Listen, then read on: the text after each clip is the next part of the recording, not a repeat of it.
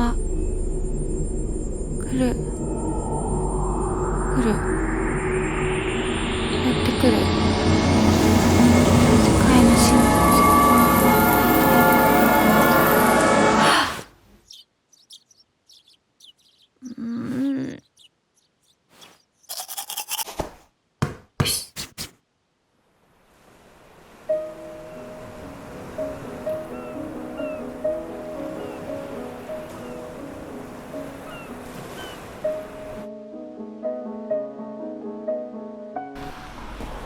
治ったのか。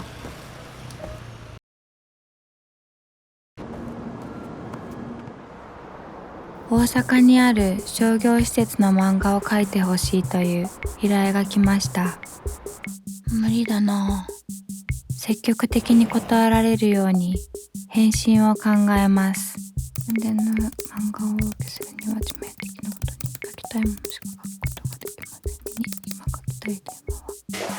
そんな返信も忘れかけた翌日。承知いたしました。こちらでどうぞよろしくお願いいたします。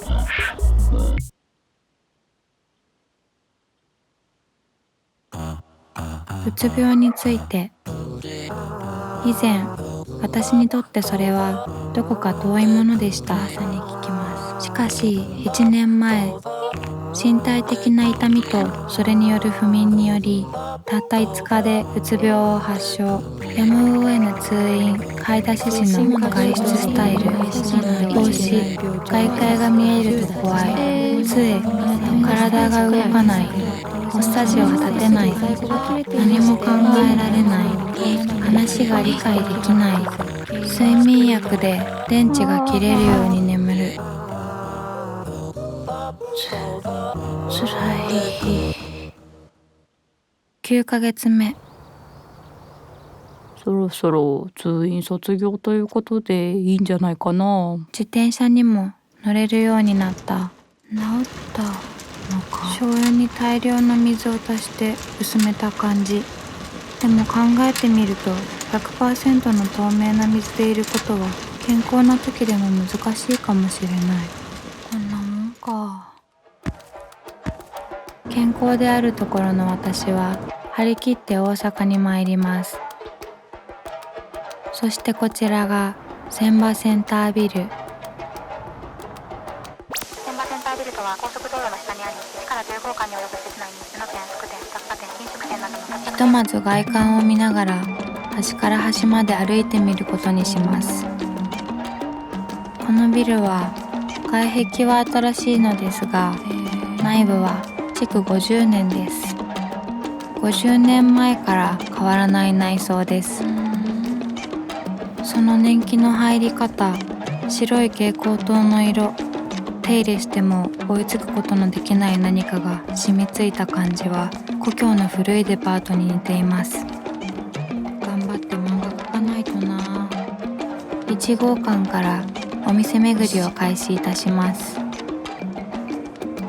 梱包資材ショップ、お姫様のような雑貨ショップ、写真展、耳鼻咽喉科、ぬいぐるみショップ、マダムのお洋服ショップ、硬貨買取金券ショップ、造花ショップ。駅前の商店街のお店に一軒一軒訪れるような感覚。ここにはいろいろなものがありました。ビルというか街です。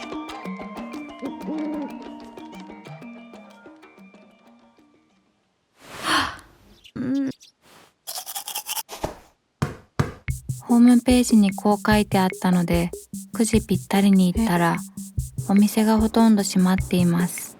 こういうことが起きてもさほど驚きを感じさせない。それがこのビルの持つ不思議な力です。各お店で開店時間が違うことについては深く考えないことにします。することがないので看板を眺めて回ります。ビル内の看板は可愛いです。お決まりですか？本日の握り定食をお願いします。オケでええの？オケ？握りのオケ言うたらこのサイズやな。ありがとうございます。関東のイントネーションで喋っているせいか、親切にしていただいている気がします。さて、だんだんとお店が開いてきます。働く人は美しいです。私は4日間このビルをうろついていましたが、正直に言ってあまり買い物をしているお客さんを見かけませんでした。しかしお店の方はガラスの棚を拭き、品物を並べています。働く人は美しいです。1年近く働けなかった自分はそんなことを考えていました。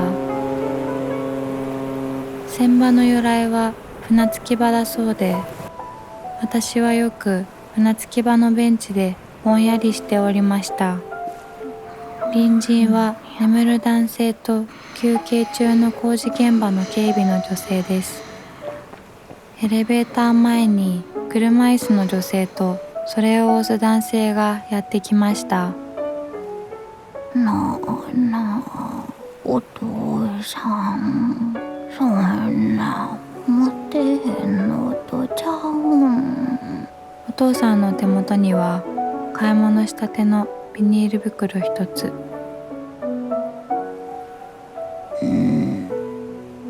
お父さん、そんな持ってへんのとちゃうん。無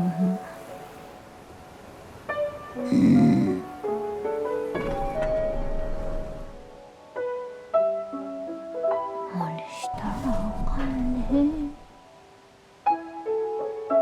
私は今の出来事を言い表す名前を見つけることができません。五色が作った詩があります。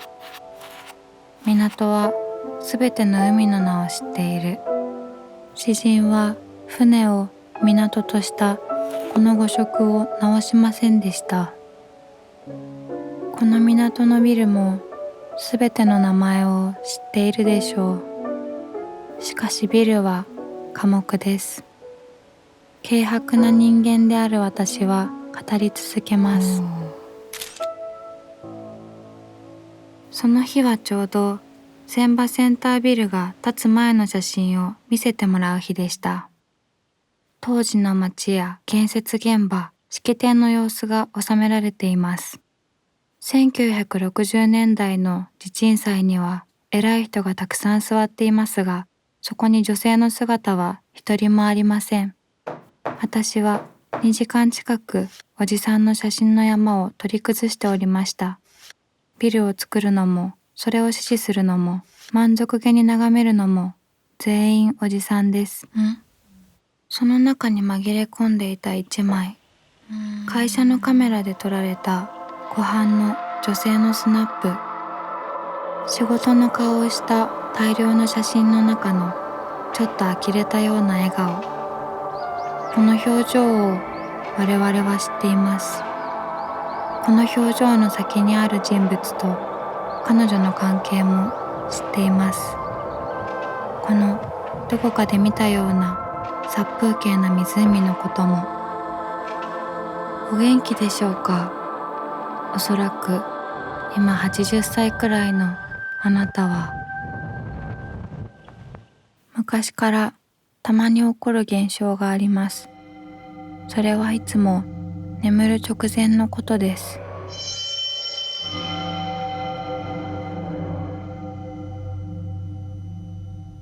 あ、来る、やってくる。世界の真実がわかる。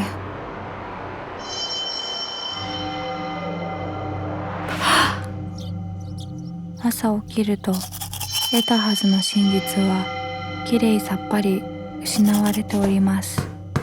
妄言だということは自覚しています。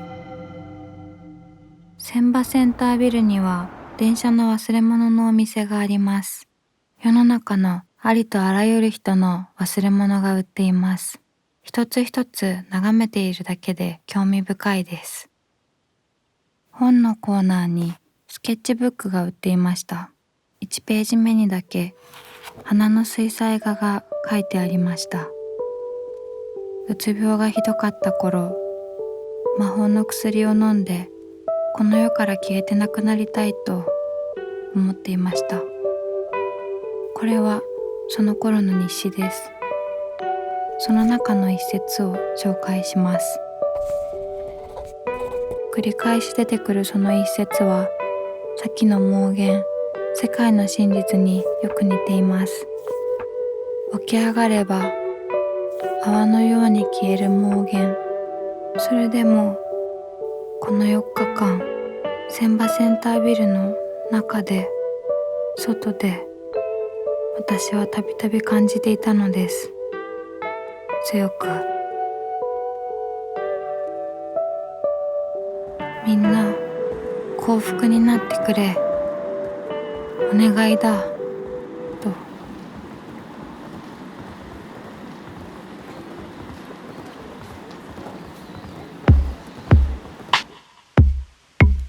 手の